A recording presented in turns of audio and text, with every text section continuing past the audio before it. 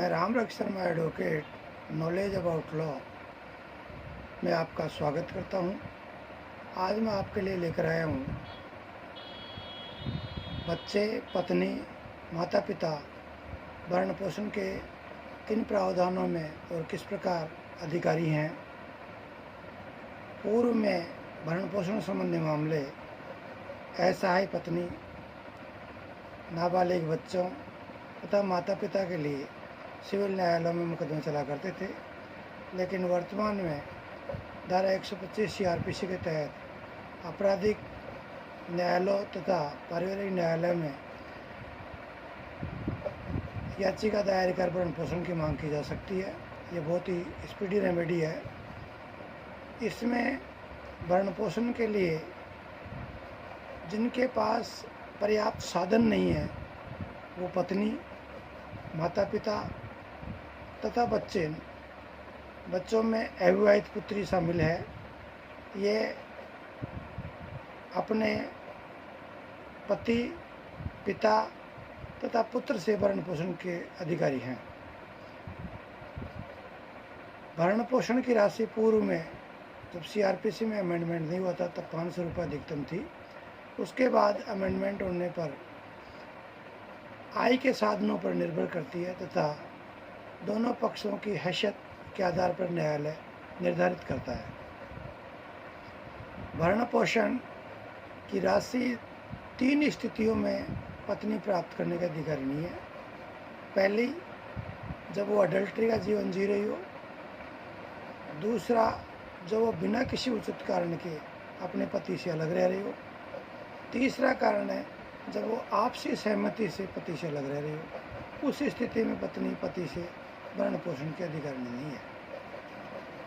भरण पोषण की राशि कभी भी बढ़ाई व घटवाई जा सकती है।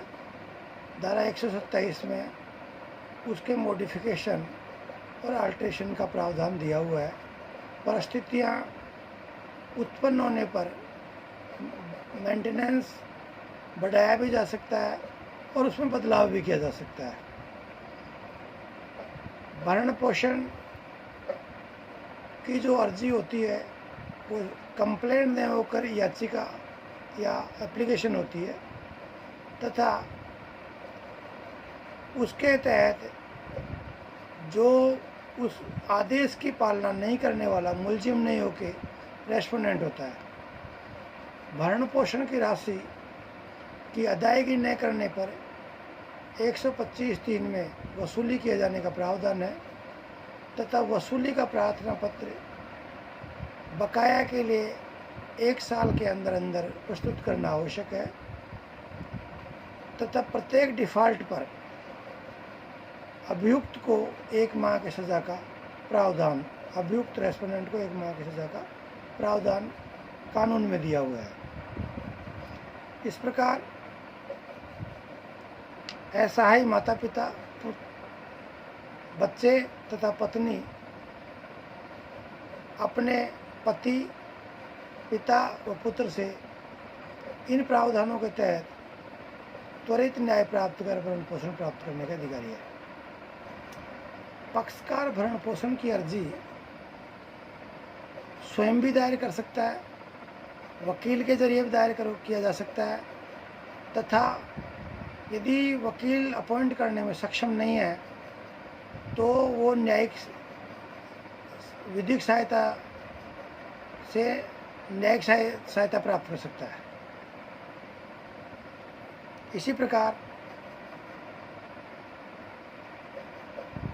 अमेंडमेंट के बाद भरण पोषण की जो राशि निर्धारित की जाती है वो तनख्वाह, यदि गवर्नमेंट सर्वेंट है तो तनख्वाह का आधी या 1/5 न्यायालय के डिस्क्रेशन पर, वो परिस्थितियों पर निर्भर करती है कि कितनी राशि निर्धारित की जाए। ये न्यायालय के समक्ष आई साक्ष्यों के आधार पर तय किया जाएगा।